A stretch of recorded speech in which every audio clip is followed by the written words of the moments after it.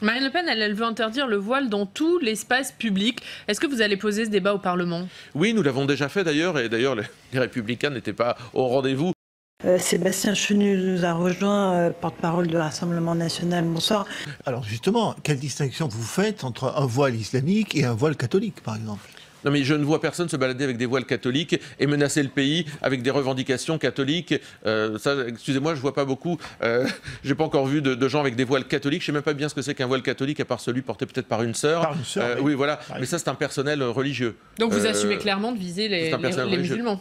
Non, pas de viser les musulmans, non, de viser les fondamentalistes musulmans. Et je viens de vous dire que je ne faisais pas le mélange entre les gens qui vivaient leur religion tout à fait banalement et ceux qui, à travers un accoutrement... Interdire le voile dans tout l'espace public, est-ce que ce n'est pas stigmatiser l'ensemble des musulmans? Non, je ne stigmatise personne, ou plutôt je stigmatise...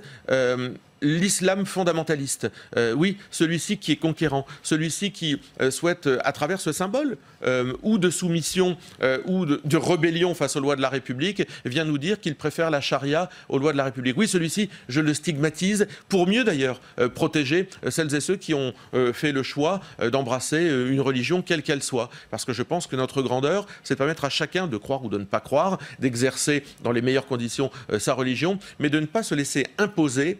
Et ce voile, c'est le symbole. Il se multiplie. Il y a 20 ans, on n'entendait pas parler autant. Il y a 30 ans, c'était l'affaire des 2 petites filles voilées de Creil. Depuis maintenant, il n'y a pas un moment sans qu'on entende parler des histoires de voile, de revendications communautaires, du halal, de la charia, que sais-je, et j'en passe, et des meilleurs. Mais quand le Rassemblement national dit le voile est un marqueur idéologique, une arme politique, ça veut dire clairement qu'on ne peut pas porter le voile de manière pacifique?